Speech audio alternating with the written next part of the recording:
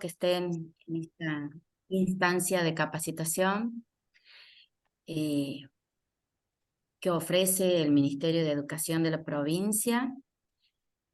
Para ello, vamos a presentar, ¿no?, el tema aquí.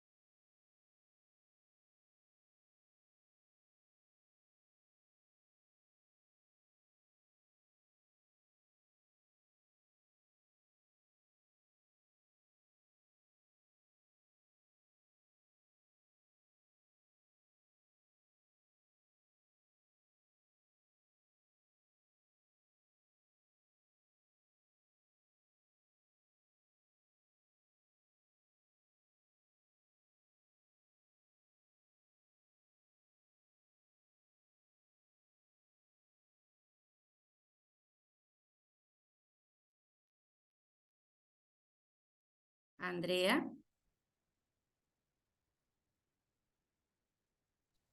Sí, profe, estamos aquí en línea. Bien, sí, algo que he tocado sin querer me ha llevado fuera de la pantalla,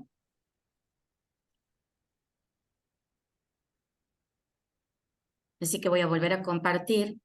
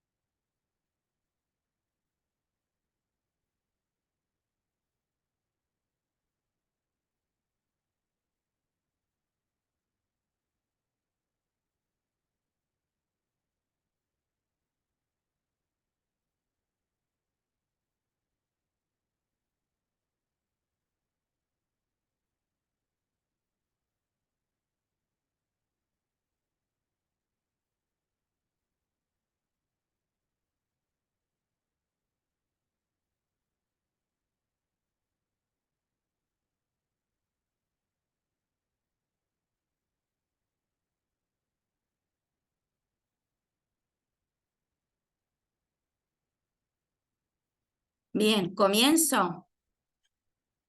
Sí, profe. Bien, bien.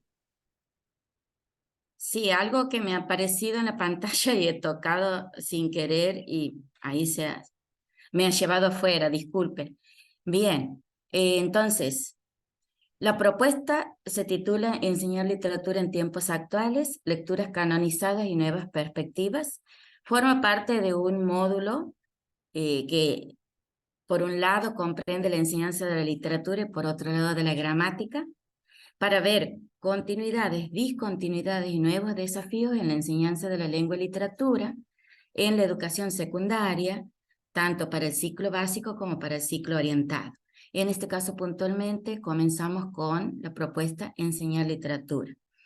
Llamará la atención seguramente lo de nuevas perspectivas, porque tal vez no se encuentren con algo completamente nuevo, novedoso, innovador, pero sí, ¿no? El planteo viene por una necesidad de revisar, ¿no? De revisitar, de poner en cuestión, de repensar las lecturas que se desarrollan en la escuela secundaria, que aquí titulo Lecturas canonizadas. Son los textos clásicos que se llevan habitualmente por una tradición, por un mandato instituido tácitamente, ¿no? Y que el docente a veces no puede o inconscientemente los considera necesarios de incluir en los programas. Entonces, por ahí hay nuevas alternativas de lectura para los chicos de esta época y no son consideradas posibles de llevar al aula porque, bueno, están los clásicos, ¿no? Antes que nada. Entonces, ante ese mandato tácito, hay un desafío, ¿no? Por supuesto, tal vez relacionando con estas mismas lecturas clásicas o no, ¿no? Presentar nuevas alternativas para un público que ha cambiado enormemente sus expectativas en relación con la literatura, porque tenemos nativos digitales, ¿no? Estudiantes que acceden a diario a las nuevas tecnologías y que estas nuevas tecnologías ofrecen contenidos que están alejados de lo que es el mundo de la cultura letrada. Entonces, es todo un desafío, un campo por explorar, ¿no? Ver cuáles son los nuevos intereses que pueden acercar los jóvenes o de qué manera conducirlos a interesarlos por la literatura. Esa es la propuesta. Y para comenzar en la clase de hoy, porque es un total de 4 clases, eh, la primera clase va a abordar los temas y los conceptos claves, ¿no? Que hacen al campo de los estudios literarios, ¿no? Aquello que es objeto de estudio de lo que se denomina literatura, es decir, ¿qué es literatura? Es revisar, revisitar, repensar juntos estos conceptos que están ya sostenidos, ¿no? Por largo tiempo y que por ahí no nos detenemos a pensar. ¿Para qué enseñar literatura? ¿A qué llamamos literatura? Si coincidimos o no todos los que hablamos de literatura en estos tiempos en pensar lo que es verdaderamente literatura, ¿no? Para estos tiempos, ¿sí? Entonces, en esta primera clase vamos a revisar estos conceptos: literatura, ficción, géneros, también especialmente la narrativa que voy a tomar en esta ocasión, para luego pasar en la clase 2 con propuestas de lectura de narrativa y en la 3 la propuesta de lectura de poesía, ¿sí? Que es la gran ausente de las aulas habitualmente, ¿no? Es una tendencia que hay en general, que se lee poca poesía y que no solo está ausente en el sentido de lectura, sino también del estudio de la poesía, ¿no? Formas que sean alternativas de lectura de la poesía, que vayan más allá de la cuestión retórica o de elementos típicos del género para ver otros aspectos ligados a la pragmática, por ejemplo, ¿no? Y que permitirían encontrar sentidos a estos textos, ¿no? Que los pueden acercar a los jóvenes también, a los adolescentes y jóvenes a un tipo de contenido literario muy interesante y que se escribe, ¿no? Se generan, ¿no? Procesos creativos a nivel social que están presentes en exponentes, ¿no? Jóvenes en la sociedad santiagueña. Por eso también es interesante darles a conocer estos nuevos exponentes que están en la provincia, por ejemplo, ¿no? Que es una posibilidad, acercarles un tipo de poesía posible de acceder aquí en la provincia.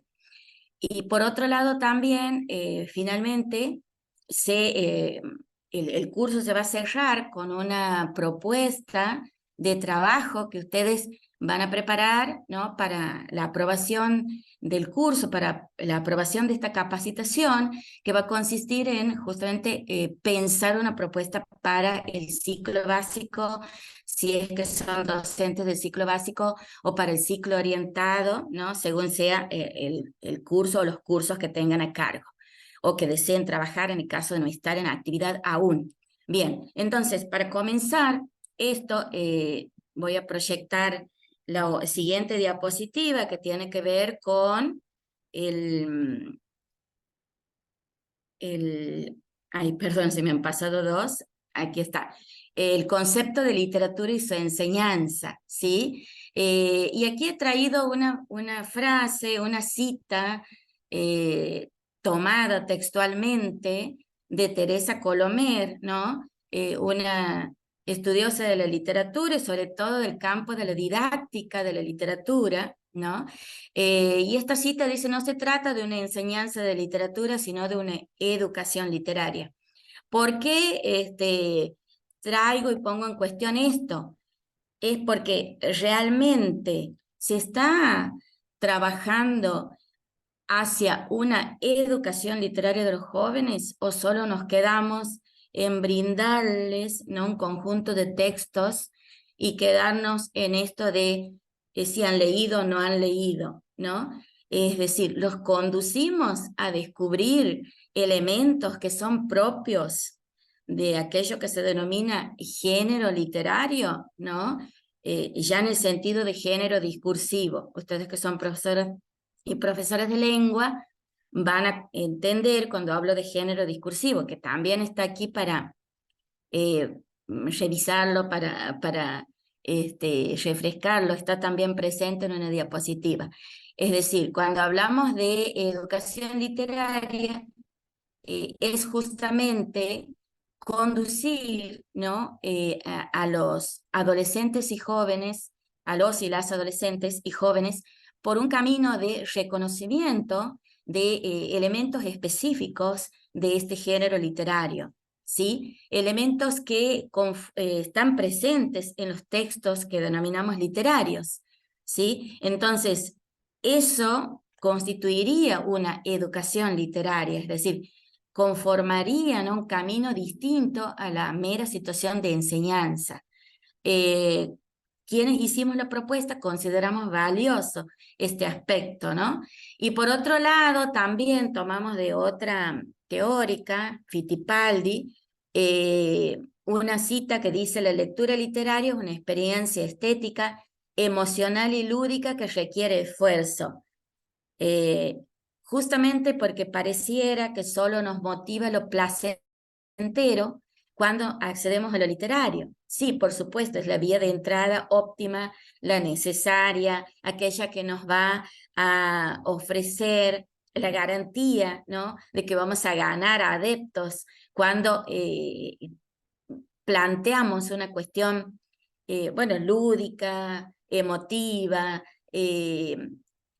aquella que genera placer, entretenimiento, pero también hay una necesidad, ¿no? De encontrar ese esfuerzo, ¿no? De tender a que eso implique un trabajo y que no quede solo en el plano de una actitud pasatista, sino que a la hora de trabajar en el aula se garantice el enlace o el vínculo entre aquello que es lo lúdico, lo emocional, ¿no? La experiencia estética que sea atractiva, y al mismo tiempo una experiencia estética valiosa en términos de construcción de las obras, y que esto implique, ¿no?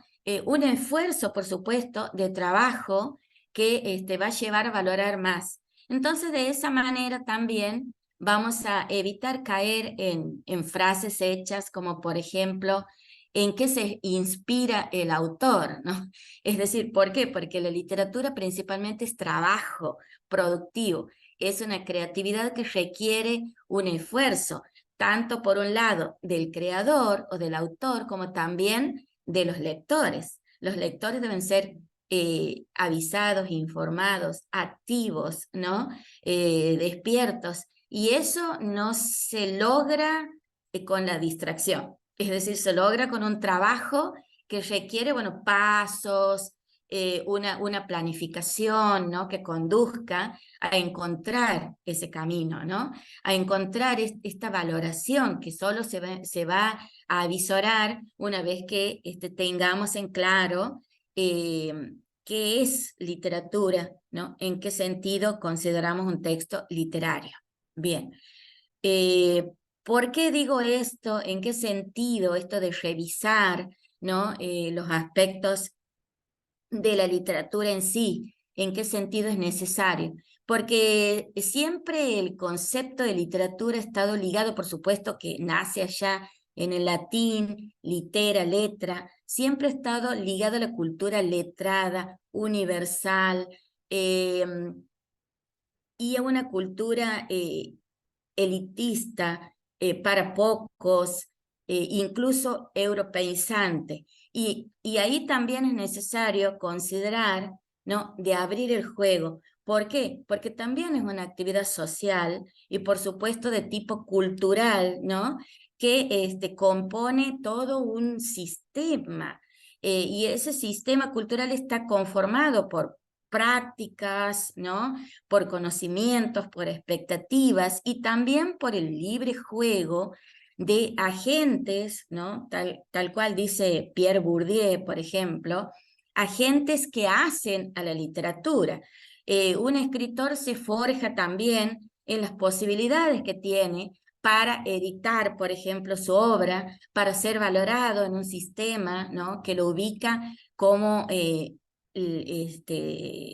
elegido para ser leído o no, aquello que circula en librerías, en bibliotecas. Entonces hay un objeto simbólico de valor. No veamos a la literatura solo como aquello alejado que está en un Parnaso y que no está cercano a nosotros, ¿no? A veces el escritor puede estar circulando entre nosotros, pero solo si la crítica y los editores y quienes hacen a la institucionalidad de la literatura son los que los van a visibilizar, son aquellos que lo van a poner como un autor real, ¿no? Previsible de ser leído. Y bueno, nosotros tenemos en las instituciones escolares, felizmente, ¿no? La provisión de material para ser leído en las aulas. Material valiosísimo que está, ¿no? Si recorren las bibliotecas escolares, por medio del Plan Nacional de Lecturas, se ha instalado, ¿no? Una red de presencia de autores de distintas épocas, y que esta instancia de clase o de encuentro prevé que ustedes hagan un trabajo práctico, ¿no? A partir de esos materiales presentes allí en las bibliotecas de las escuelas, ¿sí? Entonces, se les sugieren algunos títulos, pero si exploran van a encontrar muchísimo más de lo que yo he puesto ahí. Por supuesto que esto es de acuerdo con la institución escolar, pero se ha cubierto la provincia con estos envíos y que es un dinero, ¿no? que el Estado ha invertido para que eso llegue a los estudiantes. Entonces también por ahí es un desafío ver esta cuestión, ¿no? Por lo pronto vamos a trabajar con el género cuentos, en la otra clase ya con novela, pero para abrir el juego vamos con una propuesta mucho más puntual, más corta, que es el cuento.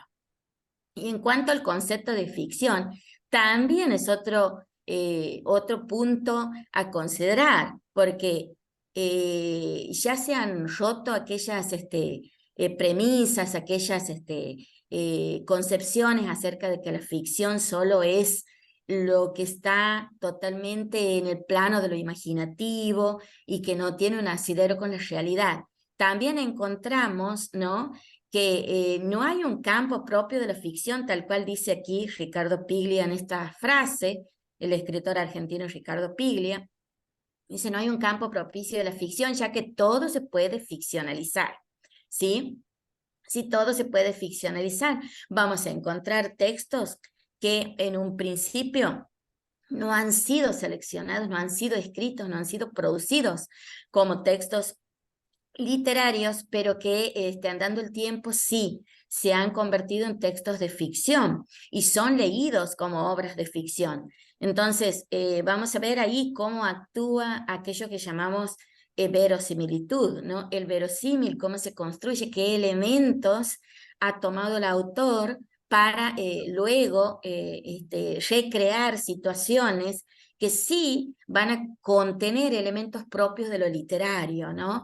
Es decir, todos los elementos que se los va a presentar aquí metodológicamente desde lo que es, por ejemplo, una teoría como la narratología, ¿sí? Entonces, para avanzar, ahora abro el juego a una cuestión ligada al llamado canon literario y cómo el canon o aquello que se establece como legible en determinada época o hasta en muchos años, ¿no? Porque a veces el canon aparece inmutable, porque esa es la tendencia. El canon literario también conforma corpus de enseñanza y es necesario tomar en cuenta por qué tenemos determinado canon y qué alternativas hay para revisar y para nutrir ese canon de nuevas obras, ¿no? Porque el canon también se establece en los programas de enseñanza, ¿no?, en las escuelas. ¿Qué es un canon? Es un conjunto de obras significativas en una cultura y desde allí se establecen modos de leer y modos de escribir. Entonces, es un conjunto de textos y autores vigentes más allá del tiempo y del espacio. Sabemos que por ahí obras clásicas como, por ejemplo, El Matadero, La Cautiva, por nombrar dos obras de la literatura argentina, han estado por mucho tiempo, tal vez siguen estando presentes en los programas. Y ustedes dirán, bueno, ¿qué quiere, profesora, que se las erradique? No, tal vez haya nuevas formas de lectura, otra vez, tal vez haya alternativas que tengan puntos de contacto o en común con estas obras. Entonces, eso es necesario repensar, ¿no?, como concepto. También, bueno, esto es cuando se constituye un canon, es una irradiación, es decir, es una iluminación hacia el pasado y hacia el futuro también, ¿no? Hay un dinamismo, pero ese dinamismo a veces no se lo toma en cuenta y permanece, ¿no? Y quienes generan estos cambios a veces son agentes externos a la escuela y no necesariamente el docente, pero sí, por ejemplo, un programa que presenta el Estado Nacional, como es el Plan Nacional de Lectura, y por supuesto que está el Plan Provincial de Lecturas, puede generar estas alternativas de cambio para ofrecer nuevas lecturas, ¿no?, a los jóvenes. Aquello que no estaba en las bibliotecas y de pronto está. Entonces ya hay material accesible, ¿no?, para un grupo numeroso. Entonces, en este caso vamos a ver la palabra negociación, ¿no? El canon implica un conjunto de negociaciones, ¿no?, entre diferentes factores. Es el producto de ello. Entonces, no hay un estatuto de modelo supremo que va a permanecer, porque sabemos que esto, andando el tiempo y con siglos de avance de la literatura, esto se va a producir un cambio de alguna manera, ¿no? Y por otro lado, también es necesario tomar en cuenta que hay una construcción social, histórico, política, ideológica que se da en el ámbito de la cultura y que ahí yo hablé de un elemento de valor simbólico, ¿no? Entonces, un objeto simbólico que genera cierto valor. Por eso en el ámbito de la cultura vamos a valorar o no un conjunto de obras u otros. Eso también de acuerdo a cómo estemos informados al respecto. Ligado al canon tenemos el concepto de corpus, que es el conjunto de textos que se agrupan alrededor de alguna temática que puede resultar una problemática social o no. Hay quienes me han planteado en algún momento, ¿no? Sobre, por ejemplo, la ESI, ¿no? La ESI como aquel asunto que la educación sexual integral, ¿no? Estamos hablando de la educación sexual integral, que también es una política de Estado que está presente en las instituciones escolares. Entonces, me han hablado y podemos leer literatura desde ahí. Sí, por supuesto, pero es literatura, ¿no? De todas maneras, el corpus puede acercarse a problemáticas sociales instaladas, ¿no? En estos tiempos, ¿sí? También, por ejemplo, el rol de la mujer, cómo se presenta la mujer en determinadas obras, ¿no? Y cómo se ha presentado en otros tiempos. Entonces, hay lecturas que pueden hacerse, por eso digo nuevas, tal vez ustedes ya las están llevando a cabo y esto no resulta tan nuevo. Es una propuesta que yo acerco en donde vamos a repensar en conjunto y por eso está la posibilidad de las producciones personales de ustedes, ¿no? Como proyectos para llevar al aula. Entonces, el corpus, dice, propone la postulación de preguntas y de operaciones que organizan el todo en una secuencia. Claro, es decir, a partir del conjunto de textos que yo seleccione, que pueden estar ligados de algún modo o no al canon establecido en la literatura nacional, ¿no? Que está presente en las escuelas, ¿cómo puedo tener alternativas a ese corpus y cómo ese conjunto de corpus me genera preguntas para estos jóvenes actuales, para estos adolescentes y jóvenes del siglo XXI, ¿no? Que están atravesados por múltiples problemáticas y también modos, ¿no? De vivir la cultura. Entonces, no perdamos de vista que no es por ejemplo, en mi época no estábamos ni cerca de un teléfono celular, ¿no? Entonces, hay nuevos modos que han cambiado, han atravesado la vida cotidiana. Hoy es inadmisible no encontrar un estudiante que no tenga un celular en la mano y a veces esto produce conflictos en las aulas, ¿no? Dicen, no, no usen el celular. Ayer, por ejemplo, una pequeña digresión, ¿no? Para ilustrar esta cuestión. Entró una profesora, porque era cerca del acto escolar, a hablar con los estudiantes que iban a actuar y me dice permiso, y como había pocos, no sé si por el frío, también hay situaciones de salud que están interviniendo y a veces los chicos no asisten, y creo que más que nada era por el acto, que está bien que iba a haber actos, a veces los adolescentes son así, ¿no?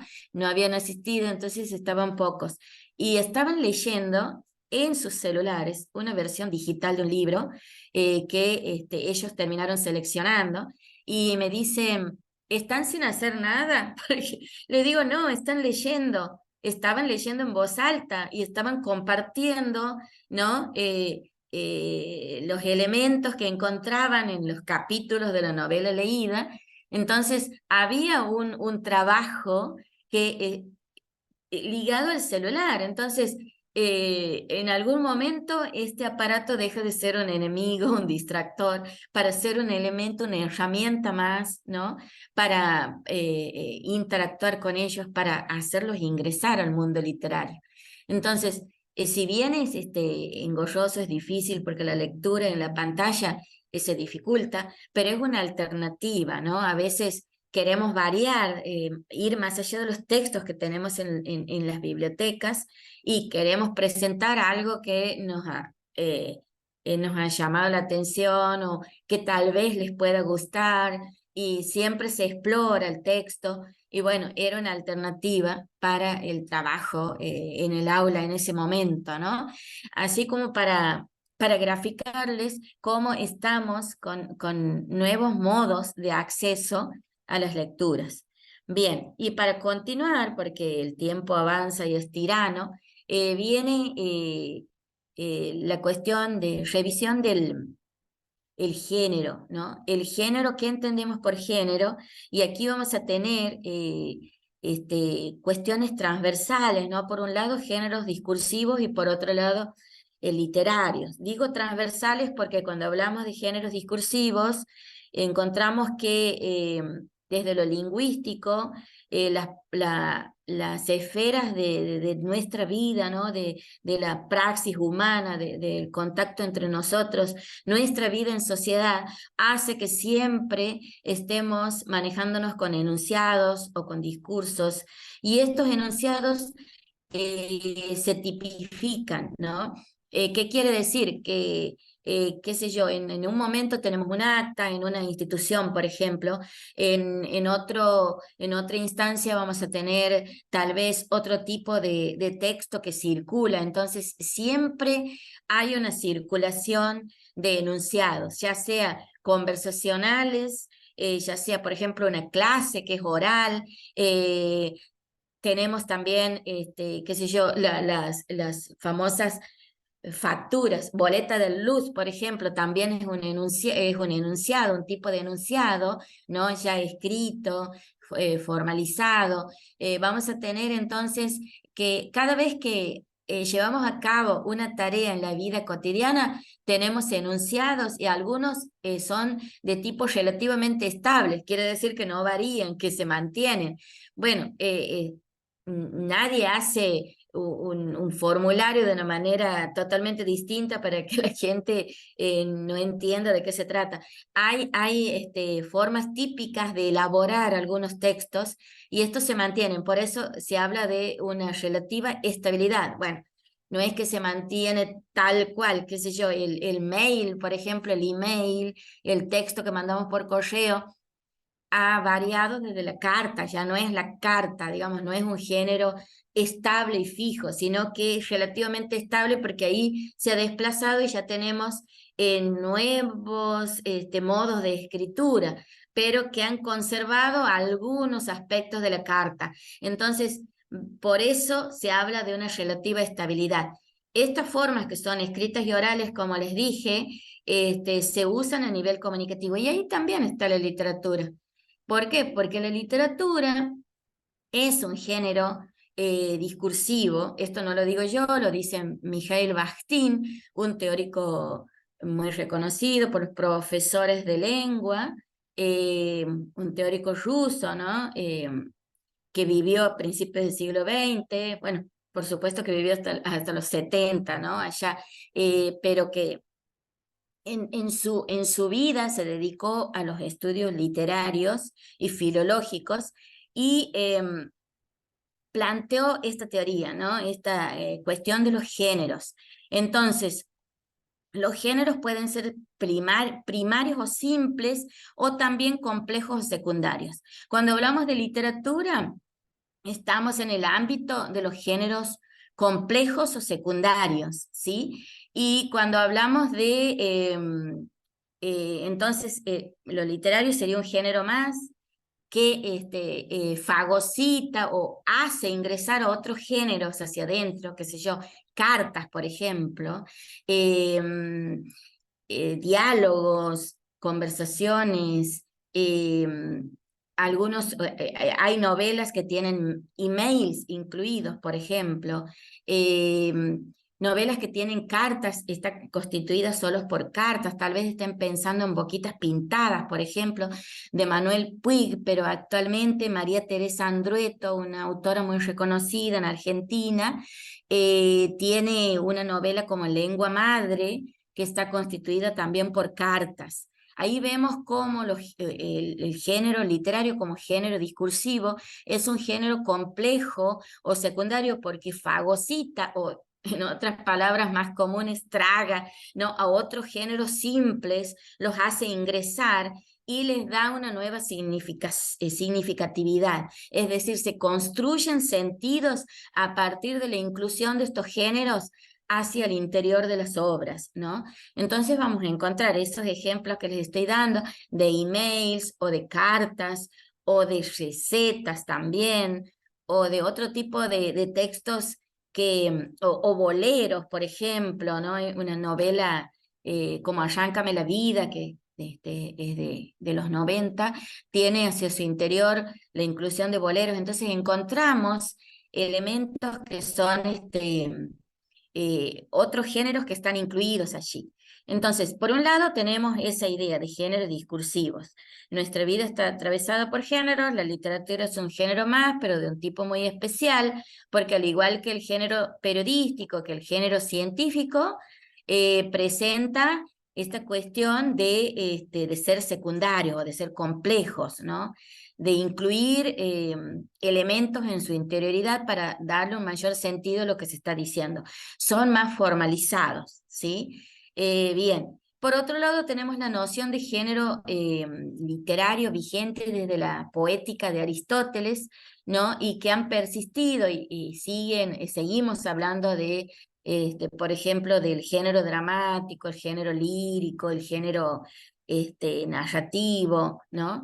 Y que en algún punto se llamó género épico. Y también, por ejemplo, en el caso bueno, Aristóteles tenía sus preferencias, lo literario no está, lo lírico no estaba incluido como género, después andando el tiempo ya lo lírico se posiciona de una manera más notable, ¿no?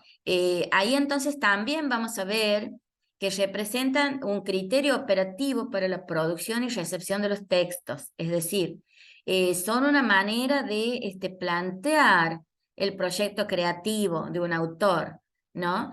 Y que esto tiene vigencia en lo social, es decir, el público lector es quien va a definir qué género es más de su interés o no. Y ahí también opera la tarea del docente de dar a conocer más de un género, ¿sí? Y presentar alternativas de trabajo con esos géneros y que los conozcan más allá de una cuestión de lectura, ¿sí? También esto está ligado a cambios en la sociedad, ¿no? Que se van a correlacionar con estos, por ejemplo, las vanguardias han producido en determinado momento cambios en el género lírico, de manera que se dejó se liberó la poesía de las ataduras retóricas o estilísticas y pasó a brindarse, supongamos un ejemplo puntual, el verso libre, ¿no? Entonces, ese tipo de cuestiones está ligado también a lo que sucede social y culturalmente, ¿no? A este tipo de procesos, porque hay un dinamismo operando allí, ¿no? También hay géneros que reaparecen, géneros que han estado un poco olvidados y que vuelven a reflotar, y otros que, bueno, son poco leídos, poco considerados, ¿no? Por eso dice, hay una continua tensión entre lo heredado y la búsqueda de innovación expresiva. Y también, ¿por qué no? El público lector, siempre y cuando esté interiorizado de esta cuestión de los géneros, puede optar por elegir, ¿no? Entre esa multiplicidad de oportunidades de lectura. Bien. Por eso, como les decía, en esta ocasión, en esta clase, nos vamos a focalizar en la narrativa y sus particularidades, en especial el cuento, como parte de la narrativa. Cuando hablamos de cuento, por supuesto que nos remontamos allá muy lejos en el tiempo, ¿no? Porque el cuento hunde sus raíces en la tradición oral, ¿no? De carácter anónima y popular, y allí vamos a tener bueno, de allí han salido, por ejemplo, a partir de las leyendas, se han ido dando versiones más trabajadas, ¿no? Y se han ido conformando narraciones breves con elementos que lo componen como cuento. También podemos encontrar los llamados ejemplos, por ejemplo, en la Edad Media, o los frablogs, ¿no? También de la literatura francesa. Podemos decir que lo anónimo y popular ha sido aquello que en distintas geografías ha dado lugar a que se estudie desde el folclore, ¿no? Estas producciones y se las rescate del olvido. Vamos a remontarnos, por supuesto, a exponentes clásicos y muy reconocidos como los hermanos Grimm, incluso están los cuentos de las mil y una noches, que luego los vamos a encontrar eh, fragmentados y presentados como cuentos, incluso que dan lugar a versiones alternativas por otros ya autores reconocidos. Por ejemplo, ¿no? Borges tomó, por ejemplo, de las mil y una noches, eh, motivos, temas, formas para presentar cuentos, en ese caso cuentos de autor, es decir, dejan de ser anónimos para tener ahí la pluma magistral de Borges, ¿no? Presentando una alternativa de cuento de autor, y ya deja de ser un elemento de las mil y una noches para pasar a ser lo presentado por Borges. Por supuesto que nosotros nos remontamos a las mil y una noches cuando leemos y decimos esto está en otro lado.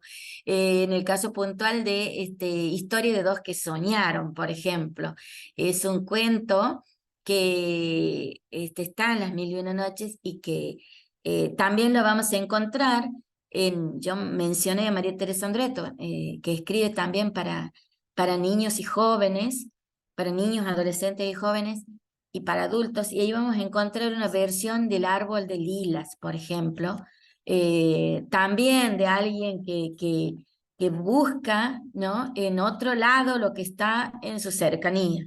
Por supuesto que ahí no opera el sueño, sino la expectativa de encontrar en otros lugares, ¿no? Lo que tiene en su cercanía, ¿no? Es muy importante ahí la conexión con el valor de lo que nos rodea, ¿no? Este, eh, este tipo de historias nos llevan a reflexionar sobre el valor de lo que nos rodea, por ejemplo. A veces pareciera que nada importa de lo que tenemos alrededor y tenemos tanta riqueza, y eso es importante reflexionar a partir de la literatura, por ejemplo, ¿no? Esta, esta conexión con lo que es nuestro, con lo que tal vez nos pasa inadvertido y está a nuestro alrededor. Bueno, estos relatos populares, como les digo, que han atrapado, por supuesto, creados no para niños, pero que después se han hecho versiones para niños y que por generaciones han marcado, ¿no? Han sido marcados por estas lecturas transmitidas por los mayores hacia las nuevas generaciones. A partir del romanticismo va a haber un cambio y va a aparecer el cuento literario moderno con marcas que lo van a alejar de estos relatos anónimos y populares. ¿Por qué? Porque ya aparece la autoría, ¿no? No es una práctica narrativa anónima y colectiva.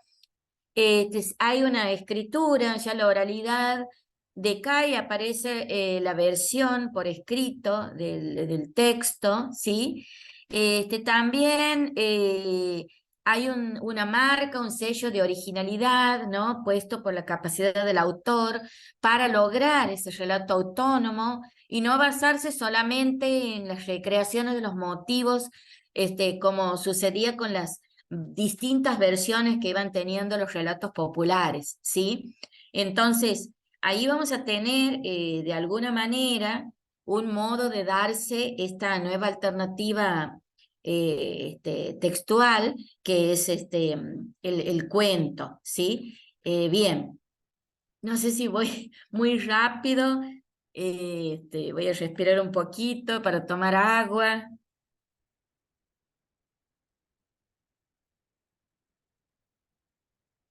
Bien. Bien, ahora entonces para continuar, tenemos hasta las 10, son 2 horas, y bueno, a veces la clase se prepara y, y hay que ver que jugamos con el tiempo, ¿no? Eh, Tipos de cuentos de autor. Aquí venimos a posicionarnos en este tipo de cuentos. ¿Por qué? Porque en el segundo encuentro vamos a presentar una alternativa de lectura con un tipo de cuentos que está aquí ubicado al final, ¿no? Ustedes van a encontrar aquí dos grandes grupos. Esto es sacado de material de secundaria, no es nada novedoso, ustedes lo pueden encontrar en bibliografías que circulan en la clase que está para ser leída, tienen la bibliografía, entonces pueden explorar libros eh, clásicos de la literatura para secundaria y van a encontrar tal vez de una manera u otra, pero en cierta manera hay dos grandes grupos de cuentos de autor que son los realistas y los no realistas. En los cuentos realistas se destacan los policiales, por ejemplo. Ahí les pongo con tinta y sangre. Está en la biblioteca. Cuentos muy interesantes. Está en las bibliotecas escolares, ¿no? Por el Plan Nacional de Lectura, Plan Provincial de Lectura. Está vigente este libro. Con tinta y sangre es una cosa que salió hace tiempo, pero ahora está en versión libre. Salió ilustrado en formato revista, pero ahora ya está en versión libro, ilustrado, también bellamente ilustrado. Tenemos, por ejemplo, por citarles un cuento, La marca del... ¿Cómo trabajar Malvinas? Y vamos al poema de Borges, pero hay otros textos que trabajan Malvinas. Ese texto trabaja Malvinas, trabaja la marca del ganado, que yo lo he trabajado en un segundo año de secundaria, trabaja, plantea una situación muy dolorosa para los argentinos, como fue el hundimiento del crucero General Belgrano, y cómo alguien ha perdido allí a su hijo. Entonces está interesante leerlo y acercarlos a los jóvenes a estas subjetividades que aún nos atraviesan. Entonces, como cuento policial, recomiendo ese tipo de libros, que por supuesto que hay otros también muy interesantes, los costos, ¿no? Los de realismo social, ¿no? Está Juan Rulfo en la biblioteca escolar, también van a encontrar, ¿sí? Los cuentos del Llano en Llamas, por ejemplo, ¿sí? Cuentos psicológicos también, al negro que se acercan a, también que indagan psicológicamente. En esta colección, con tinta y sangre, hay cuentos cuentos de policial negro, sería del subgénero policial negro, ¿no?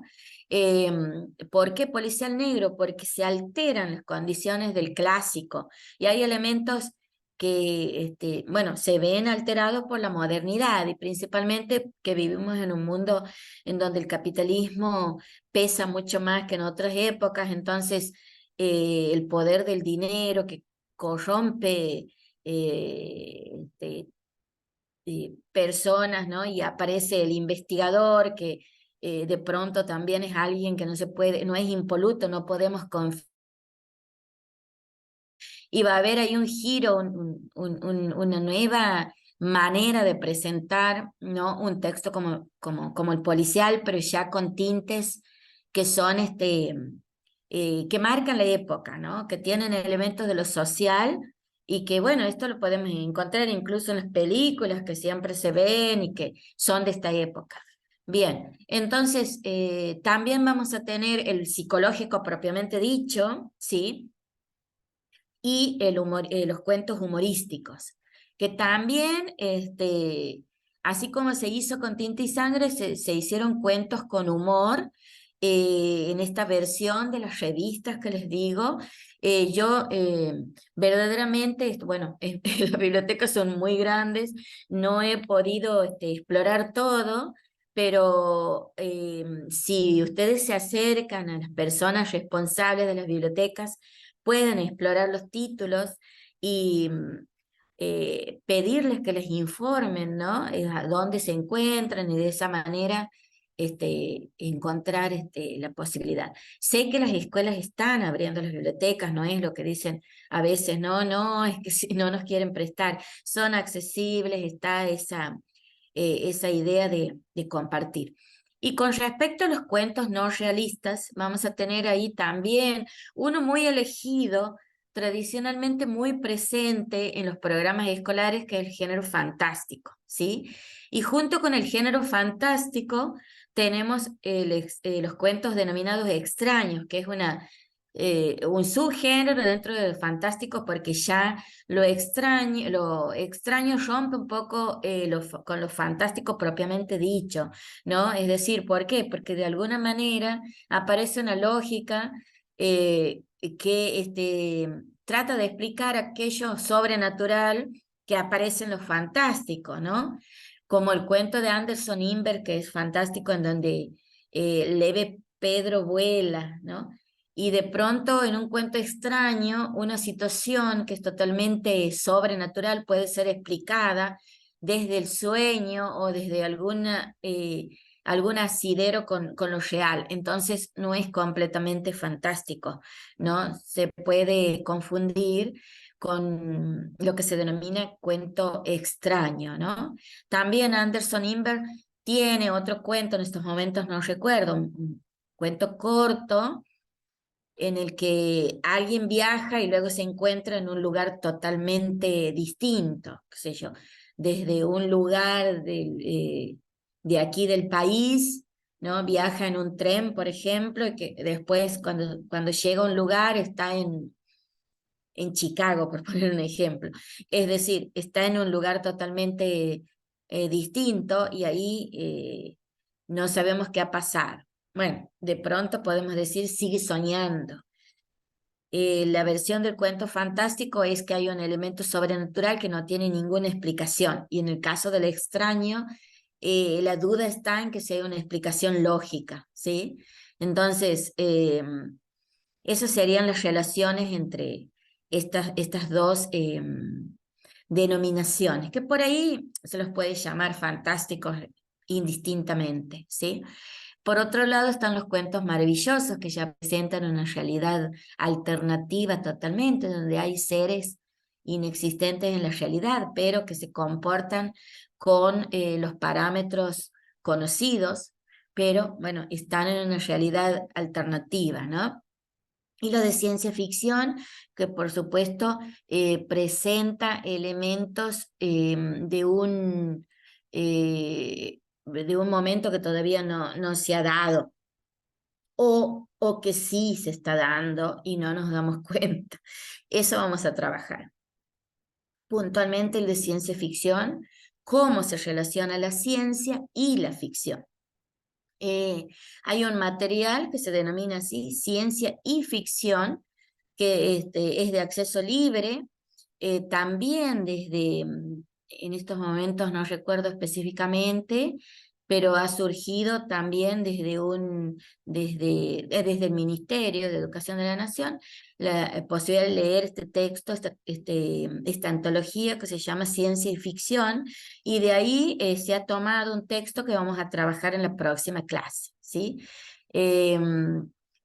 Porque ya vamos a ver qué pasa con este mundo actual, con todos los cambios que se están operando y que tal vez no los estamos avisorando o que tal vez no han llegado a nuestra realidad más cercana, pero que sí están presentes y de alguna manera eso que resulta en la ciencia ficción clásica algo anticipatorio, algo que va a venir mucho más adelante, aquí se está dando. El viaje a la luna de Julio Verne lo pensó en un momento y luego se dio. Entonces, estas formas, ¿no?, de ficción que prevén un mundo que va a darse, ¿no? O 1984, que previó el uso de las cámaras, ¿no?, ubicadas en todos los ámbitos. Bueno, lo hizo en un momento en donde todavía no estaban las cámaras instaladas por todos lados, pero también podemos pensar ¿no? Ese es un tipo de ciencia ficción. Podemos pensar otras ficciones en donde tenemos, ¿no? Los elementos presentes y no estamos tan advertidos de esas presencias. Eso es lo que vamos a reflexionar en una de las clases venideras, ¿sí? Bien. Ahora, en el tiempo que queda, exactamente 1 hora, vamos a trabajar con una metodología, ¿no? Un abordaje teórico-metodológico de la narrativa que está ligado a la narratología, ¿no? La narratología comprende un conjunto de autores franceses, de Barthes, Bremont, Genet, que nos van a ofrecer elementos para encontrar, ¿no? Desmontar la construcción de las narraciones y advertir de qué manera, ¿no? Se han ido presentando todos los elementos que constituyen una narración, tanto en el plano de lo que se ve como de lo que subyace, ¿no? De lo que está sosteniendo una narración. De manera que, bueno, Greimas también es otro, desde la semiótica actancial, por ejemplo, que es un modelo que de algún modo se ha trabajado también en las aulas.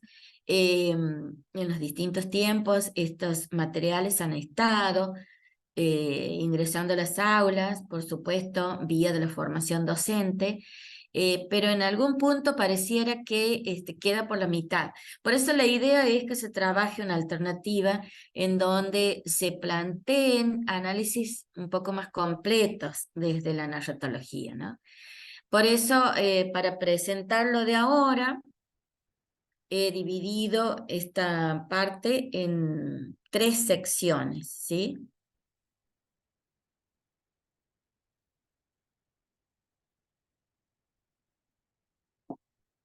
Tenemos el nivel del contenido por un lado,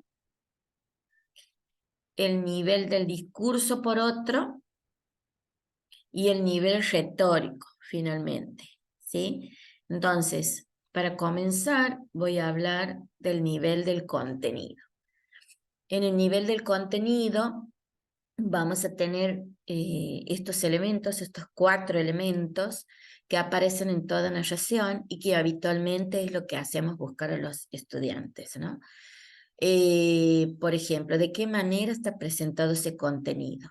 Se presentan por un lado acontecimientos y estos acontecimientos es un conjunto de acciones.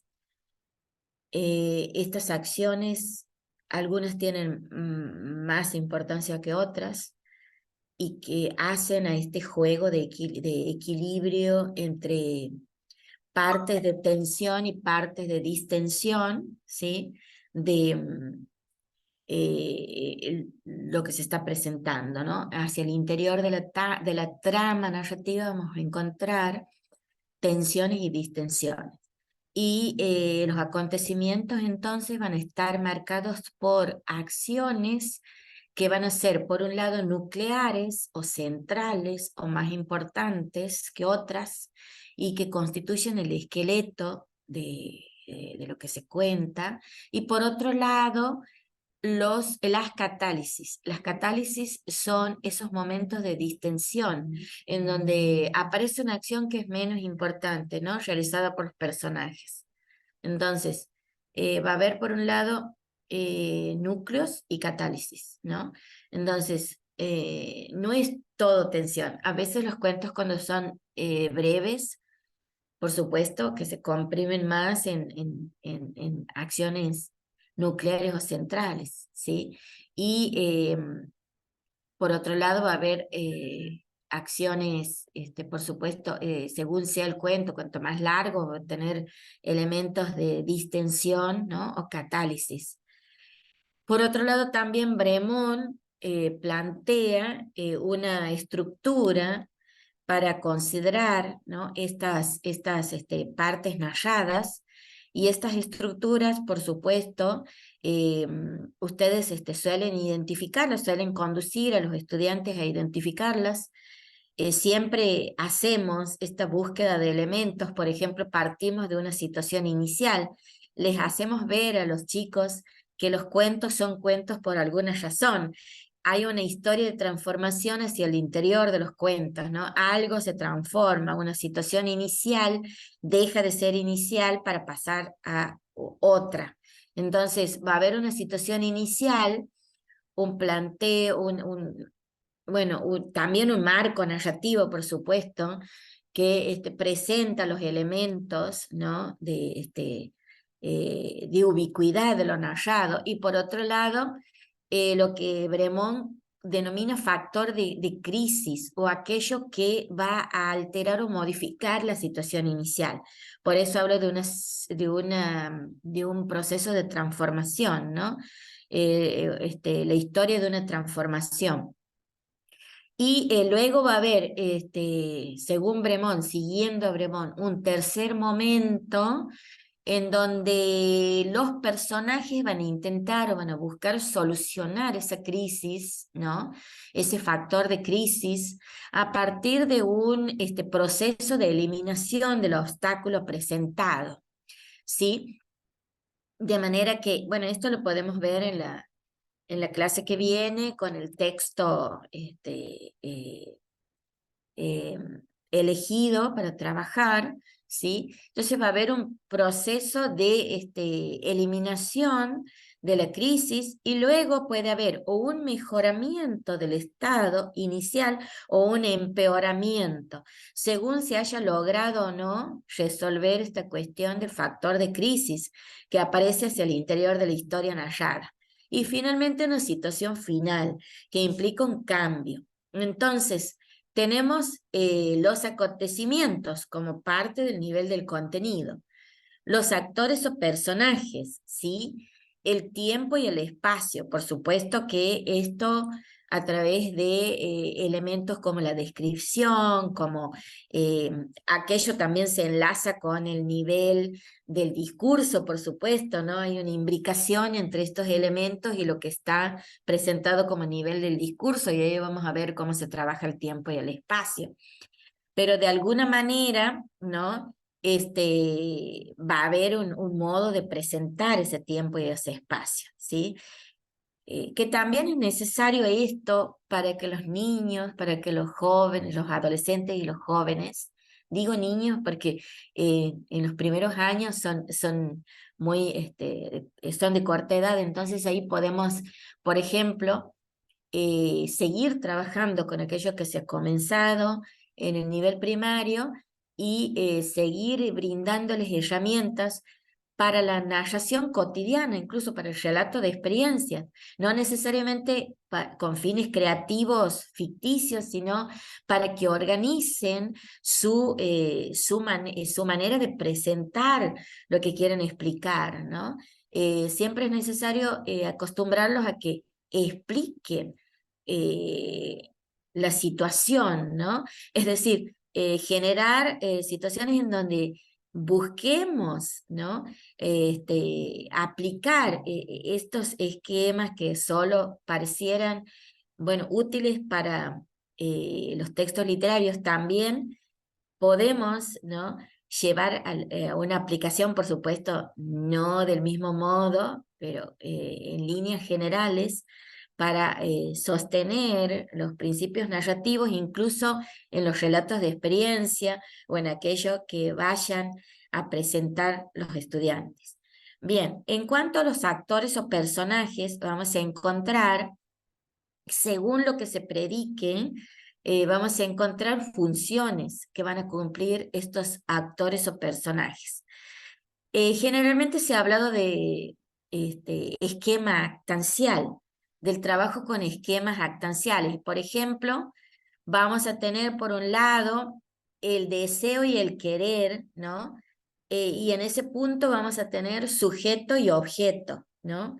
Eh, el deseo expresado bueno, un sujeto que busca alcanzar un determinado objeto, ¿no? Entonces, eso, por ejemplo, vamos a ver ahí que se cumplen funciones, ¿no?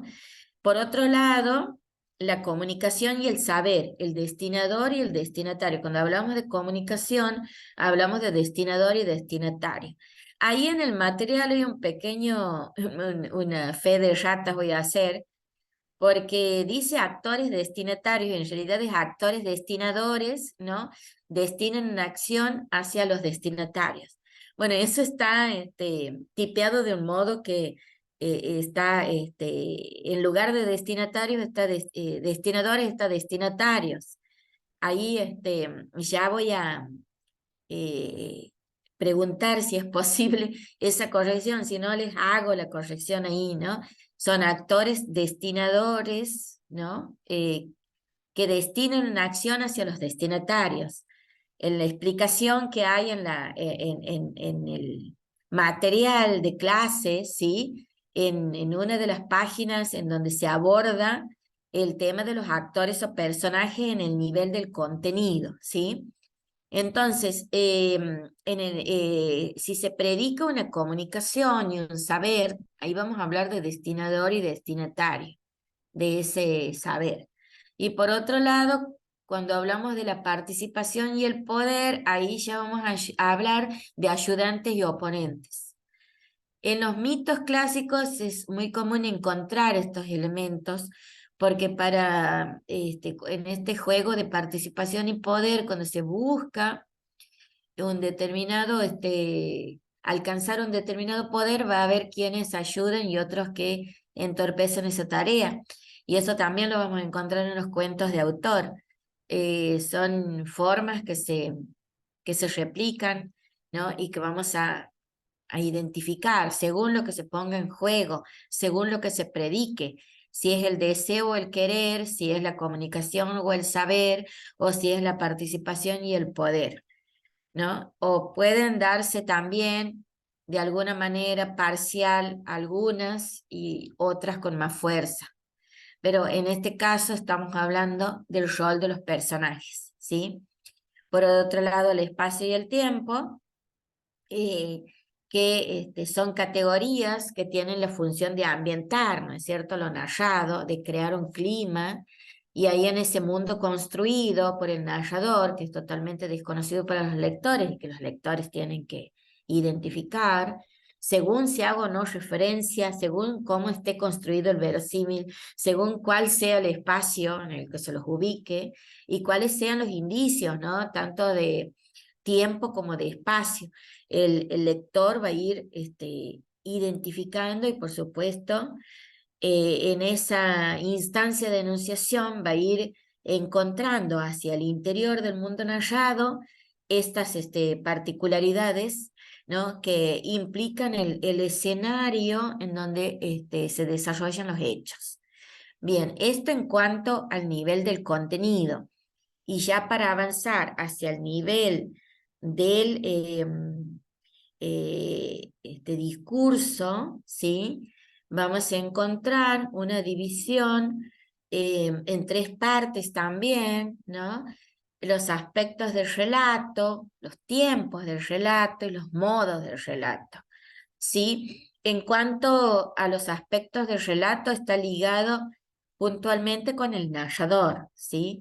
El narrador, que es una instancia muy reconocida, que siempre estamos planteando a los estudiantes, bueno, identifiquen el narrador, la persona del narrador, expliquen con alguna cita o identifiquen la persona verbal que aparece a partir de los pronombres personales, de la conjugación, del verbo, ¿no?, hacia el interior del texto. Vamos a identificar entonces desde qué lugar se narra, si se narra desde la primera o desde la tercera persona, incluso de la segunda también. Y por un lado, bueno, eso, la posición del narrador, y el narrador como aquel elemento constituyente de lo narrado que puede estar adentro del mundo narrado, puede pertenecer o no al mundo narrado. Si pertenece, será un narrador interno a la diégesis. Por eso se va a denominar desde la perspectiva de Genet intradiegético, ¿sí? Esa es una posición. También si no pertenece, vamos a encontrar un narrador extradiegético. A su vez, el narrador puede contar su propia historia como protagonista, ¿sí? Y ahí vamos a decir que es un narrador intradiegético, por ejemplo, homodiegético, ¿no? Es decir, que está hacia el interior contando su propia historia, ¿no? O tal vez contar la historia de otros, ¿no? Historia de las que es testigo, y ahí vamos a decir que es heterodiegético. Entonces, estas denominaciones, ¿no? De lo hacia dentro del mundo narrado, hacia la interioridad de lo narrado, hacia la interioridad de la diégesis, vamos a hablar de intradiegético, lo de afuera extradiegético, según cuente sobre sí mismo en primera persona, homodiegético, o si cuenta sobre otros heterodiegéticos. Son denominaciones, ¿no? Para indicar la posición del narrador. Y esto es una búsqueda, por eso decimos, es la educación literaria, ¿sí? Es la educación literaria, es decir, encontrar elementos que sean propios, ¿no? De la terminología literaria, de manera que también se sepa que hay toda una construcción y no escuchemos a veces aquello que que es una falacia decir en qué se inspira, porque no es solo una cuestión de inspiración, no es una cuestión de musa inspiradora, sino un trabajo, ¿sí? Es un trabajo artesanal, de escritura, muy específico, ¿no? Que presentan estos elementos de cómo voy a dar cuenta, por ejemplo, de lo que se narra. También por otro lado está el grado de conocimiento del narrador. El narrador, si conoce todo como un pequeño demiurgo, como un pequeño dios, vamos a decir que es un narrador omnisciente. En el caso de ser testigo, vamos a decir, bueno, en el caso de no dominar toda la diégesis, vamos a decir que es equisciente, por ejemplo, en el caso de ser testigo, conoce lo mismo que los otros, ¿sí? No conoce más allá de lo que está viendo, de lo que está sucediendo. Es a veces una técnica que emplea el relato policial.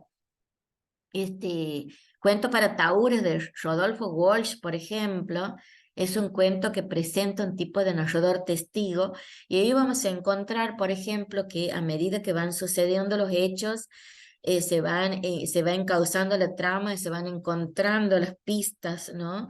Para descubrir lo que ha sucedido. Entonces hay un narrador equisciente, no nos está diciendo todo. Y por otro lado, lo infrasciente, aquel narrador que no conoce lo que está sucediendo, que solo manifiesta la exterioridad, es decir, también un tipo de narrador que, ese es el caso, por ejemplo, del que es testigo de un hecho que está aconteciendo y hasta que no se desencadenan todos los hechos y se presentan las pistas para encontrar los sucesos, no podemos ver con este cuento, cuento para taúres de Rodolfo Walsh, ¿no? El grado de conocimiento del narrador. Es una alternativa porque yo les he puesto ahí que ustedes busquen cuentos para aplicar estos elementos, ¿no? Teórico-metodológicos de abordaje de la narrativa. Entonces, es una manera de plantear también una alternativa de proyecto para el aula, ¿sí? Por otro lado, el tiempo del relato, los tiempos del relato. El relato va a seguir este, tipos de tiempos, modos de presentar el tiempo, ¿no? Y ya específicamente de qué manera se presenta el tiempo del relato. Y ahí vamos a encontrar estas denominaciones, ¿no? Por un lado, el orden, por otro lado, la frecuencia y por otro lado, la duración, ¿sí? En cuanto al orden, vamos a encontrar que puede haber un orden cronológico, lineal, en cuanto al tiempo, una relación de causas y efectos, se parte de un punto y se avanza hacia bueno, con un desarrollo temporal lineal, creo que está claro. Y también puede haber lo que se denominan anacronías o anticipaciones, ¿no? De lo que aún no ha sucedido, pero que puede acontecer y que se van adelantando. Esas anticipaciones se denominan, si se cuenta anticipadamente, esas anticipaciones se denominan prolepsis, y si se cuenta con posterioridad al orden cronológico, se denomina analepsis, es decir, se cuenta posteriormente a lo que ha sucedido. Entonces encontramos estas anacronías, estas rupturas del orden temporal lineal, ¿no? Hacia adelante o hacia atrás, ¿no? Y por eso tenemos estas denominaciones, ¿no? Prolepsis y analepsis. Eso por un lado, lo que implica el orden de lo que se va contando, también la frecuencia con que se cuenta, y ahí vamos a tener que los hechos pueden contarse, ¿no? De manera singular o lo singulativo, los sucesos, los hechos suceden una vez y se cuentan esa vez, ¿no? Los sucesos van aconteciendo y se van contando, es decir, se sigue un orden en donde lo que ha sucedido, ¿no? Una vez se cuenta una vez, hay coincidencia, por eso se denomina frecuencia singulativa, ¿no? Un modo de relato singulativo sería cuando se va contando y no hay repeticiones, es decir, no hay hechos que se vuelven a contar y que son idénticos a otros ya contados, sino que hay hechos que solo han sucedido una vez y se han contado una vez. Eso es la frecuencia del relato singulativo. Ahora, va a haber casos en que el relato es repetitivo, es decir, se cuenta más de una vez. Algunos hechos son contados más de una vez, ¿sí? Luego, también puede suceder que algo ha sucedido varias veces, pero se cuenta una vez. Es lo iterativo, ¿no? Por ejemplo, todas las mañanas tomaba sol en la terraza. Ahí es algo que ha sucedido varias veces, pero se cuenta una vez, ¿sí? Entonces, en cuanto a frecuencia, vamos a tener esos tres modos, ¿no? El relato singulativo, el repetitivo y el iterativo. Son los modos, por supuesto, en términos generales. Después hay variaciones hacia el interior de cada caso, pero, por ejemplo, el iterativo tiene variaciones, pero solo vamos a tomar en términos generales, ¿sí? Por otro lado está la duración. En cuanto a la duración, lo que se discursiviza va a ser presentado de un modo que, por ejemplo, va a constituir un sumario de lo que se ha narrado, ¿sí? Un sumario, por ejemplo, se condensan, ¿no? Periodos extensos en un párrafo, ¿sí? O toda una vida, por ejemplo, en una página. Entonces ahí decimos, hay un relato sumario, ¿sí? También a veces se omiten contar hechos, ¿no? Y es lo que se denomina elipsis. Eh, Suponemos que los hechos han sucedido, ¿no? No están, no está especificado, ¿sí? No está especificado. Por ejemplo, hay un cuento que se titula La promesa, que es de Borges, en donde después de un hecho puntual, ahí llamémosle escena, porque el hecho se está dando y al mismo tiempo se está contando, eso desde el punto de vista de la duración se denomina escena, pero de pronto esta escena pasa en elipsis, porque se trata, bueno, de un malevo de comité que llega herido a un hospital de un pueblo y lo asisten dos médicos. Ahí el narrador es un médico joven, es a la madrugada, ha sido herido con un arma blanca. Y luego, bueno, hay todo una elipsis porque dice durante 40 años recibió un regalo porque este malevo se mejora. Y cuando se va de allí, les envía un presente, ¿no? Que un corderito cada vez que es el día del santo del médico, que se llama Isidoro. Entonces ahí encontramos La elipsis, porque han pasado esos tiempos, suponemos que han sucedido hechos, pero no están contados, ¿sí? Entonces, esos vacíos que son para llenar, es lo que se denomina elipsis. No es el resumen, el relato sumario, sino que es la omisión de hechos, ¿no? Que no han sido contados, pero que se presuponen que están ahí. Nosotros podemos inferir que han ido sucediendo, ¿no? También puede ser que otra cuestión que sucede es que se congelan las acciones y se intercalan descripciones. Por ejemplo, nosotros no vemos que vayan sucediendo hechos, ¿no? Entonces nos vamos a encontrar con estas formas de largas descripciones en donde no avanzan las acciones, ¿no? Eso depende. En una novela puede suceder.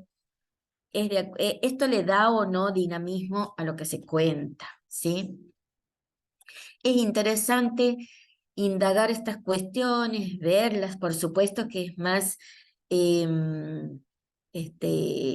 posible de desarrollar en el ciclo orientado, ¿no? Esto tiene que ser trabajado gradualmente, ya sabemos que es de acuerdo con los cursos, ¿no? No es lo mismo un primero, segundo año que un quinto, ¿sí? En donde se tiene literatura, lengua y literatura.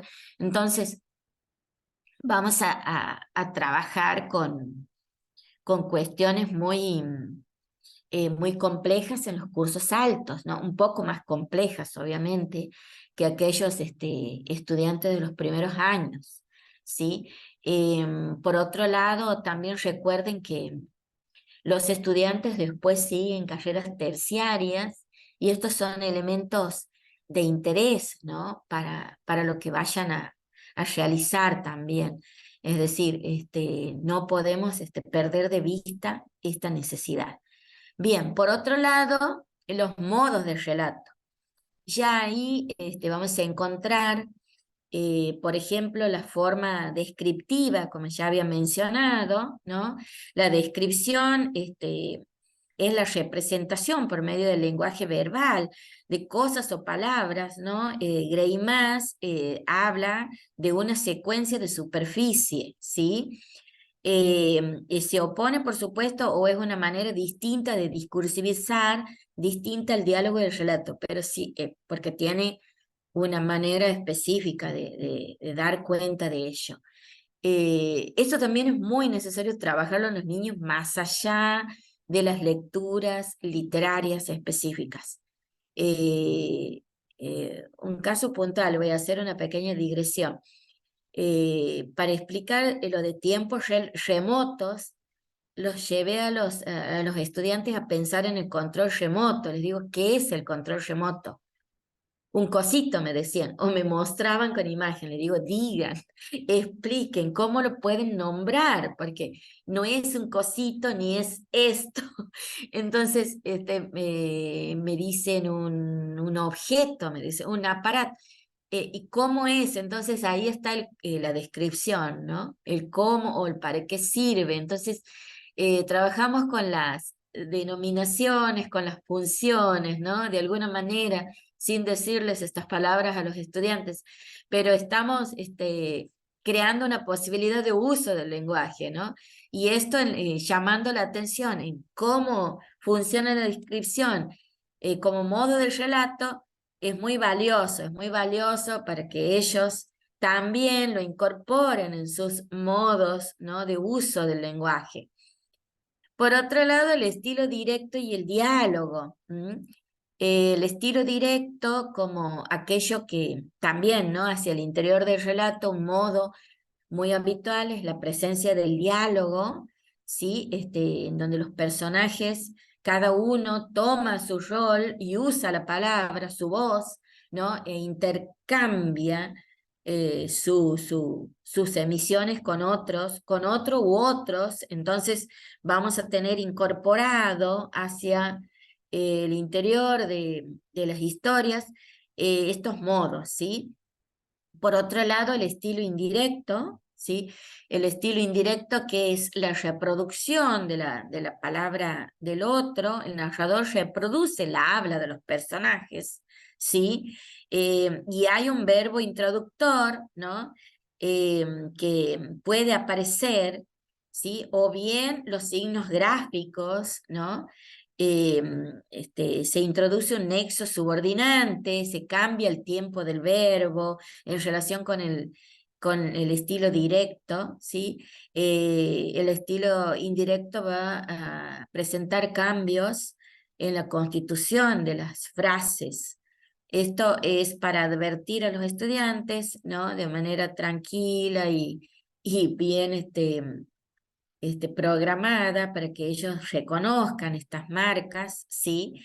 En donde el narrador va a mezclar, perdón, va a presentar, ¿no? La palabra ajena a través de su propia palabra, ¿sí? También se denomina paráfrasis. Por otro lado, tenemos el estilo indirecto libre. Cuando hablamos de estilo indirecto libre, hay una mezcla, ¿no? Libre de las palabras de los personajes con las del narrador, ¿no? Yo tengo un ejemplo para leerles ahora, creo que estamos con tiempo todavía, ¿sí?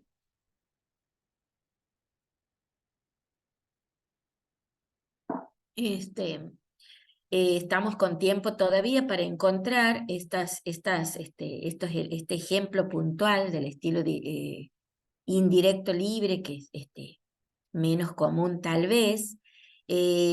Ahora les leo, aquí voy a abrir un documento que tengo para leerles puntualmente, un ejemplo sacado de un autor. El estilo indirecto, por ejemplo, dice aquí, es de José Donoso, una novela Coronación, ¿no? Cierta noche Andrés escuchó un agitarse inusitado en el cuarto debajo del suyo. Algo sucedía, su atención se adhirió a la voz de su abuela, que se quejaba suavemente al comienzo y que después dio un débil gemido de dolor. Sobrecogido se sentó al borde de su lecho, con sus pies metidos en las pantuflas, aguardaba. Y si su abuela muriera, ¿no? Ahí está con otra tipografía. Y si su abuela muriera, si muriera allí mismo ahora esta noche, sensibilizados de pronto sus nervios vibraron a lo largo de todo su cuerpo. ¿No sería esa la solución de todo? Lo invadió una alegría salvaje. Lourdes, Estela sobre todo, se dispersarían a los cuatro vientos en el momento en que la nonagenaria respirara por última vez. Pero el terror de la nada se abalanzó sobre él. Su abuela no debía morir, no debía, porque entonces Estela partiría con su muchacha a comenzar una vida, mientras él se quedaba puliendo y dando vueltas entre sus manos para admirarlos sus 10 hermosos bastones. Entonces aquí vemos un libre juego, ¿no? Entre la palabra del narrador y la palabra del personaje, o mejor dicho, los pensamientos, porque justamente el estilo indirecto libre es una manera de dar cuenta, ¿no? Del el fluir de la conciencia del narrador. Hay dos enunciadores ahí. Está la presencia de los dos enunciadores y esto se marca con signos tipográficos, ¿no? El lector va a advertir la presencia de la voz de uno y de otro por los signos tipográficos. Yo les he leído y no han visto, pero sí, en el momento en que él se plantea las preguntas, en que el personaje se plantea las preguntas, aparece con la tipografía cursiva, ¿no? Entonces, vamos a encontrar unas marcas tipográficas para que el lector no se pierda, pero sí hay un interjuego de la voz del narrador y la del personaje, una combinación, ¿no? Estilo indirecto libre se titula. Eh, por supuesto, no es que ustedes están descubriendo por primera vez, eh, sé que conocen de esto y solo estamos recordando saberes, ¿no? O tal vez, bueno, poniéndolos en situación para tomarlo en cuenta para la enseñanza, para esta educación literaria que es el planteo de Teresa Colomer y que he tomado de los diseños curriculares también la referencia, ¿no? De esta autora, porque es de los diseños curriculares jurisdiccionales para la educación secundaria, que están vigentes desde el año 2022. Entonces, también hay una referencia a estos exponentes de la didáctica de la literatura que nos están brindando un camino, una sugerencia de trabajo y que es válida, consideramos desde el equipo que ha elaborado la propuesta, esta propuesta formativa, consideramos un camino válido y necesario para el trabajo en las aulas, ¿sí? Bien, y finalmente el monólogo, ¿no? El monólogo como la voz del personaje que fluye, es una forma usada en la narrativa, pero por supuesto que es más propio del drama, ¿no? A nivel teatral podemos encontrar, por ejemplo, las formas de los unipersonales, ¿no? Como modos de darse el monólogo interior, el monólogo, mejor dicho, ¿no? El monólogo en el drama no es interior, es la manera de presentar un personaje único, ¿no? La historia presentada como drama, ¿sí? Podemos encontrarlo eso en los unipersonales teatrales, por ejemplo. Pero llevado a la narrativa, es una técnica que se conoce como un monólogo interior, que es la expresión del pensamiento de un personaje, ¿no? En algunos casos de manera caótica, de modo que nos perdemos un poco en esta modalidad, ¿no? Que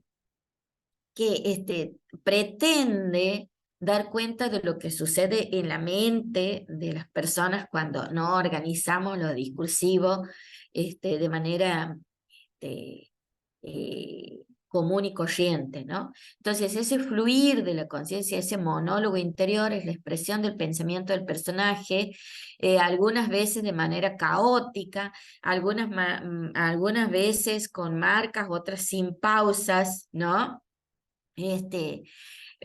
Como imitando formas preverbales presentes en la conciencia, en nuestras conciencias, ¿no? Entonces hay un intento de presentar estas modalidades para caracterizar personajes en particular, ¿no? Que presentan determinadas problemáticas y también se instaura como una modalidad propia de la renovación de la narrativa, ¿no? En determinados momentos. Hay exponentes, ¿no? de estos modos que han marcado de momentos. Por ejemplo, Faulkner, ¿no? Eh, el sonido y la furia puede ser una modalidad en donde encontramos, ¿no? Estas formas narrativas, por supuesto, combinadas. También vamos a encontrar en Ulises de Joyce, James Joyce, ¿no? Son obras clásicas, por supuesto que no vamos a llevar estas obras para ser leídas así de buenas a primera, podemos encontrar algunas alternativas que presenten estas modalidades. El estilo indirecto libre, por ejemplo, en obras de Manuel Puig, están muy presentes, ¿no? Manuel Puig es un escritor argentino, ya un clásico, se puede decir, se las puede acercar a estas obras en determinados momentos a los estudiantes para que las conozcan, ¿sí? Bien, estoy planteando alternativas de trabajo que se pueden tomar en cuenta. Bien, para ir finalizando, no sé cuánto de tiempo nos queda tal vez un poco de tiempo que va a sobrar, pero puedo revisar, ir haciendo conexiones con lo que está dicho de antes.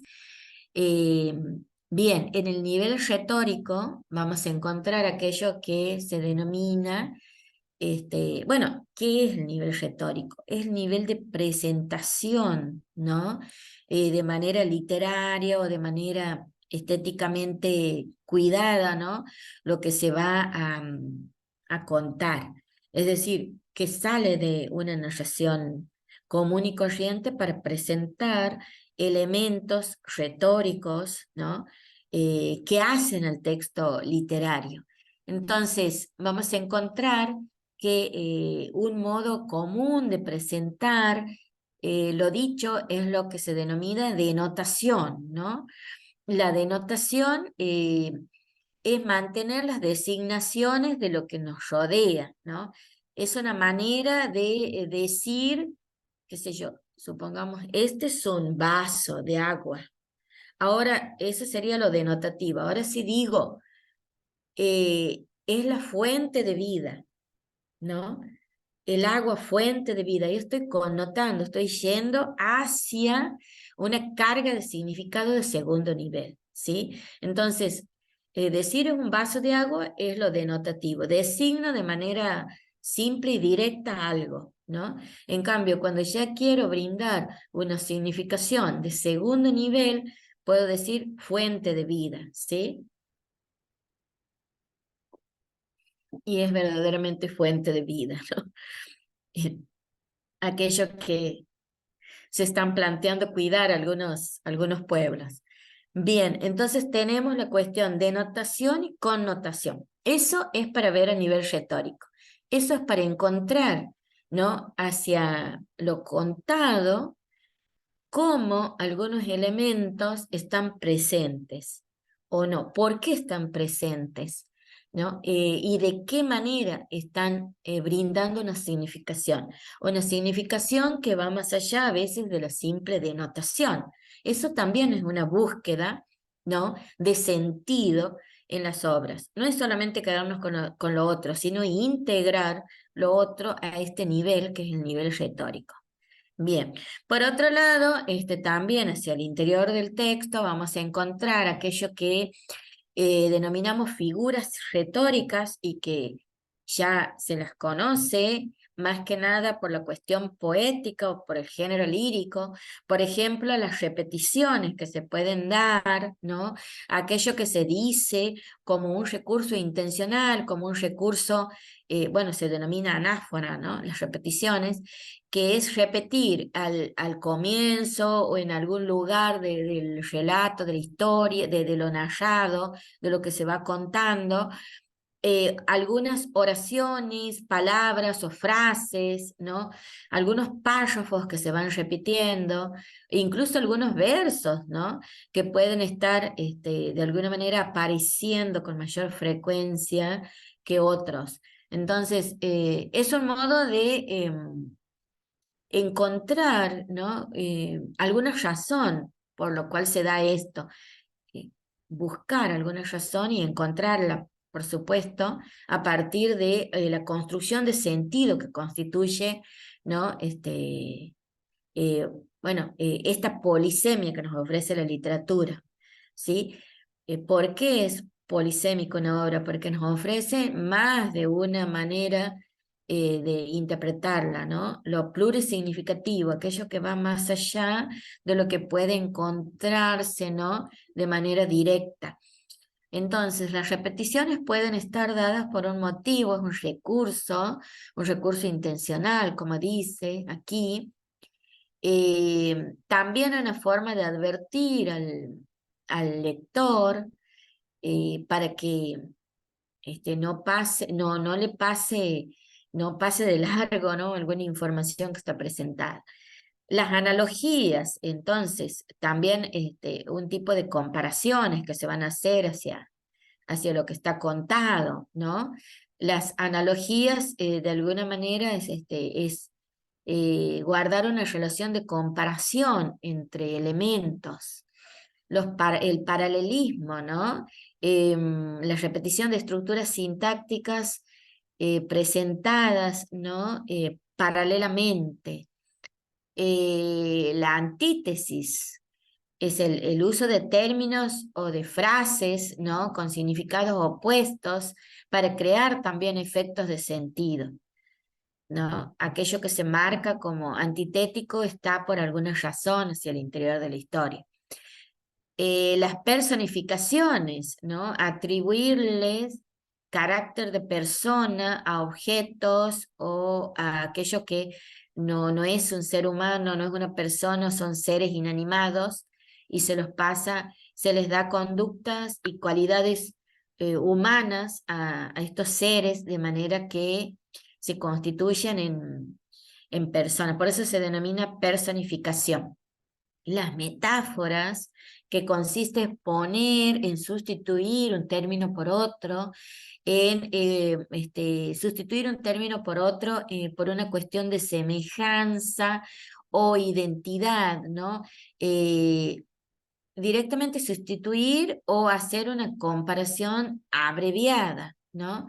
Entonces, estos elementos también nos brindan, nos dan cuenta de un trabajo de elaboración se ha dado por la presencia en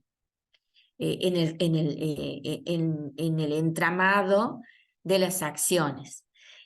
Por otro lado, la ironía también, que es un recurso que puede estar incluso presente en todo el texto, ¿no? El texto ser en sí, ¿no? Constituir en su totalidad una ironía o estar presentados verbalmente, ¿no? Como una figura, ¿no? Que dice lo contrario de lo que se piensa, ¿no? Como decir, por ejemplo, qué bonito, y lo que se está observando es un verdadero desastre. Se pueden dar también, bueno, la ironía verbal, la ironía dramática, cuando el autor piensa lo contrario de lo que dicen los personajes, o a partir de las circunstancias, por algunos hechos que se van dando, por algunos acontecimientos, ¿no? Que se vuelven contrarios a las intenciones o a las expectativas de los personajes. Entonces, va a haber formas de presentarse la ironía en los relatos que van a estar puestas por de algún modo y por alguna finalidad. La ironía verbal, como les decía, el qué bonito, por ejemplo, o la ironía dramática, el autor piensa lo contrario de lo que dicen los personajes, ahí ya el autor piensa lo contrario de lo que dicen los personajes, o circunstanciales de hecho, ¿no? Los acontecimientos parecen volverse contrarios a las intenciones o expectativas de los personajes. Esos serían los distintos modos de darse la ironía hacia el interior del texto. Bien, luego tenemos, por eso antes de cerrar esos 15 minutos que van a quedar, voy a ver los chats, ¿sí? Para ir respondiendo a las preguntas que hayan hecho por allí. Por último queda la verosimilitud, que es clave cuando hablamos de narrativa, ¿no? Que es la construcción, ¿no? Es decir, de la relación entre los hechos contados, ¿no? Con lo verdadero. Por supuesto que estos hechos no son verídicos ni verdaderos, sino que parecen verdaderos. Símil es la definición de verosimilitud, es similar o parecido, parecido a la verdad, es una construcción que intenta, ¿no? Parecerse a la verdad. Y por eso se van a acudir a datos específicos de lugares, personas, ¿no? Referencias históricas. Se establece una lógica de coherencia entre el perfil de los personajes, el lenguaje presentado por ellos, los intereses, ¿no? El compartir con el lector las sensaciones, las emociones, a través de estrategias que colaboran para hacer creíble el relato de los acontecimientos y que también significan un pacto de lectura, es decir, significan un modo de bueno, saber que eso en realidad está creado, ¿no? O bueno, ha sido en algún momento tal vez un hecho verdadero, ¿no? Pero que está presentado con elementos literarios, ¿sí? Hago mención, por ejemplo, a la obra Chicas Muertas de Selva Almada, que es la historia de femicidios que verdaderamente han acontecido, y ahí hay referencias puntuales a lugares, a personas, a situaciones, y que se han presentado con la forma de ficción. Es decir, hay todo un entramado, pero hay una relación directa y concreta con la realidad de determinados momentos, ¿no? Momentos históricos. Son femicidios que han acontecido a lo largo del tiempo, a fines del siglo XX, ¿no? Y que ella retoma para llevarlos a esta obra Chicas Muertas. Vamos a encontrar también, por ejemplo, eh, ahora estoy pensando en la obra que están leyendo mis alumnos, Una casa junto al tragadero de Mariano Quirós, y allí, por ejemplo, puede ser cualquier lugar, pero de pronto nombra Resistencia. Y sabemos que Resistencia es Chaco. Entonces, ¿dónde queda Resistencia? En el Chaco. Bueno, ese río es el que pasa, el río mencionado. Bueno, tal vez es un río que está pasando por, no cerca, sino, bueno, obviamente, hay una referencia geográfica puntual a un río. Entonces pensemos, ¿qué río estará por allí? Si habla de Santiago del Estero y hay una referencia a un río, vamos a saber que es el río Dulce. Bueno, pensemos, contextualicemos. Sirven estos datos para contextualizar lo que se está contando y darle visos de realidad o crear efectos de realidad, ¿no? Entonces hacen interesante lo que se está contando. Bien, eh, y creo que estamos cerca del cierre ya. Estos últimos 15 minutos los voy a tomar para responder. De todas maneras, si bien ustedes, algunos no están presentes y van a acceder a la clase de alguna manera por la grabación, ¿no? De manera asincrónica, hay todo un camino por recorrer, ¿no? Explorar la plataforma, presentarse en el foro, que ya lo han hecho algunos, ir también participando en el foro de debate de esta primera instancia, este primer encuentro, también ir elaborando el trabajo práctico, porque luego nos volvemos a encontrar y ese trabajo práctico tiene que ser presentado, ¿sí? Por supuesto que están las posibilidades de comunicación allí en el foro de debate también para que ustedes eh, planteen consultas. No hemos habilitado el foro de consulta todavía, el foro de consultas va a ser para el trabajo final, ¿no? Pero de alguna manera vamos a estar conectándonos por medio de la virtualidad. Y ahora, bueno, voy a desplegar los chats por acá, ¿sí? Para que puedan, pueda establecerse el modo de comunicación. Bueno, por empezar voy a dejar de compartir aquí antes de agradeciendo la atención y por supuesto eh, saliendo de esta modalidad de compartir. Así puedo dar lugar a los chats. No se me están desplegando los chats, disculpen porque... Ahí está, perdón. Aquí alguien me pregunta si es necesario poner asistencia. Sí registramos, sí está el tutor para registrar la asistencia. También, bueno, buenos días, está eh, Erika Jerez, sí, buenos días. Erika, un gusto que estés aquí. Hasta ahora, bueno, no hay planteos de consultas hechas por acá, pero por ahí si quieren ahora hacer alguna preguntita muy puntual, estamos ya tenemos 10 minutos, si quieren hacer alguna consulta puntual, ¿no? A esta clase que espero que les haya gustado, que les interese, que podamos crear una alternativa de trabajo con la literatura, ¿no? Y que nos lleve también a explorar las bibliotecas, ¿no? A hacerlas útiles.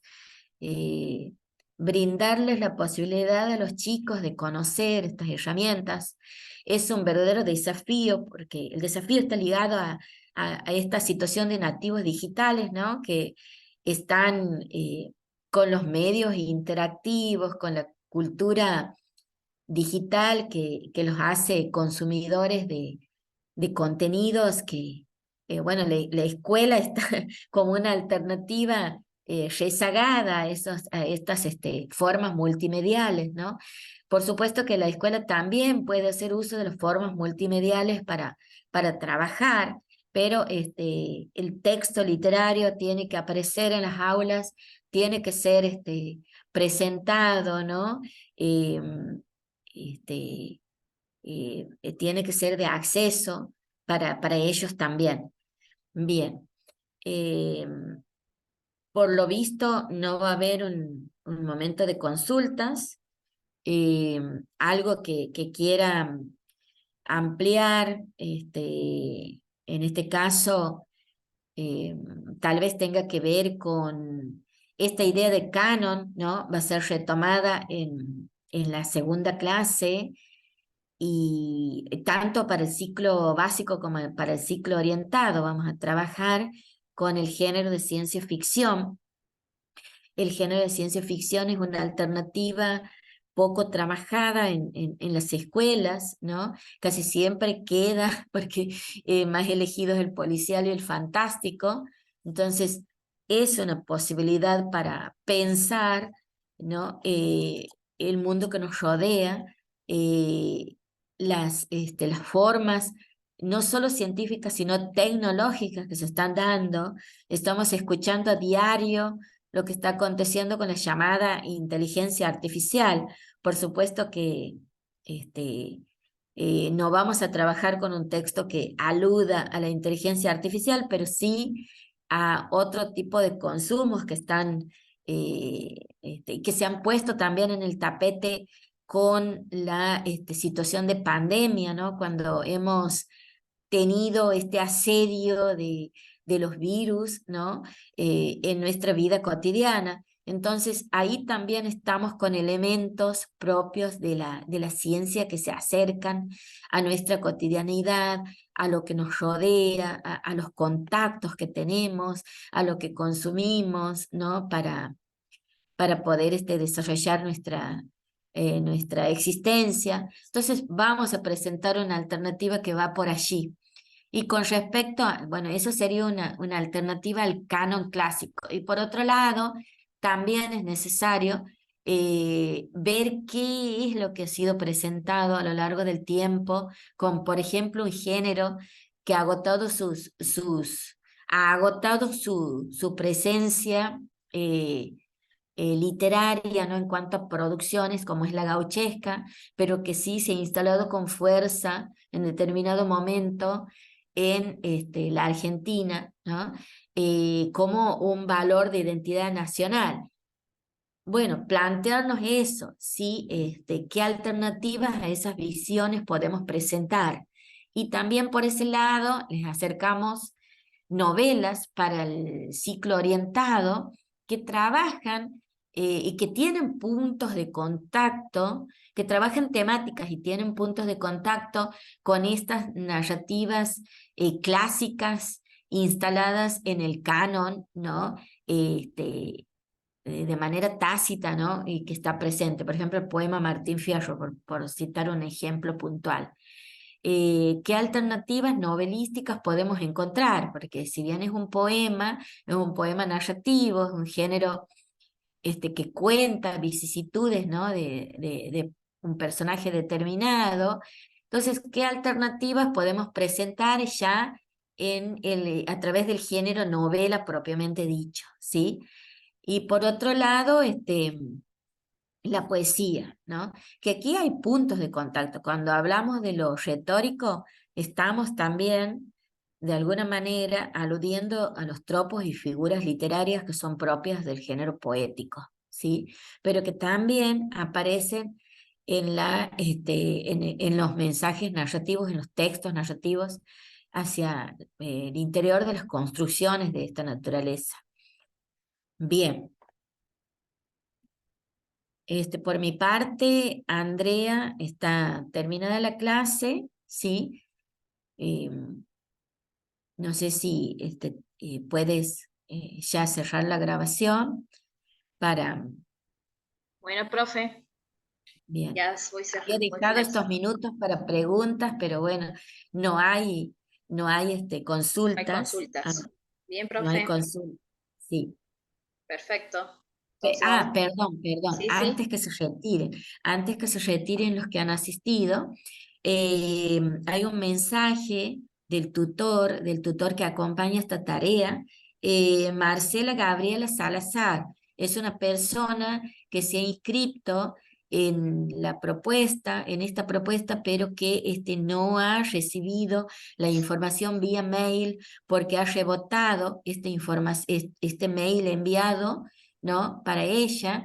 Y también hay otras personas, además de Marcela Salazar, no sé si ustedes la conocen, por favor, si se puede difundir, ¿no? Que se le informa esta situación de incomunicación que se ha generado por el mail. Y por otro lado, Ibáez Tamara Alejandra es otra persona que también está en la misma situación. Leguizamón, Elda, Viviana también son entonces tres personas que están, no hay manera de hacerles llegar los enlaces para que se unan al La encuentro reunión. Bien. sincrónico, sí, a la reunión. Entonces, por vía de ustedes, si es que las conocen, ¿no? Si pueden informarles que está ese inconveniente, ¿sí? Y que envíen un nuevo mail o que de alguna manera traten de comunicarse para que no pierdan, porque esta es la primera clase y va a estar también de manera asincrónica. Así que bueno, invitarlos a seguir participando por las vías generadas en esta instancia, que es el foro de presentación, foro de debate, ¿no? En el foro de debate se les pide que revisen la cuestión canónica y nos den cuenta, porque tal vez está en el imaginario de que existe un canon, ¿no? Tácito que siempre se lo renueva y se lo presenta, o puede ser eso solo una situación de algunos establecimientos y no de otros. Bueno, queremos saber qué está aconteciendo hacia el interior de los establecimientos, como para tener como referencia, ¿no? Esto es solamente con fines formativos, ¿no? Es decir, aparte para repensar por qué está, por qué no está, de qué manera podemos ir brindando nuevas alternativas o conectando ese canon que obviamente es valioso, no lo vamos a tirar por la borda, lo vamos a resignificar también con nuevas maneras de mirar. Entonces, para eso es que este foro de debate se habilita, ¿no? Para ver qué tipo de textos están trabajándose en el aula, si esos corpus están ligados a cánones instituidos en determinados tiempos o no, o si se ha buscado alternativas renovadoras. Bien, ese es el foro de debate y por supuesto el trabajo práctico que invita a explorar las bibliotecas escolares. Muchísimas gracias por la atención, que tengan una linda jornada y nos volvemos a encontrar al cabo de 3 semanas. Así que ya próximos a las vacaciones y antes del receso nos vamos a volver a encontrar. Así que ha sido un verdadero gusto y ya nos estamos despidiendo.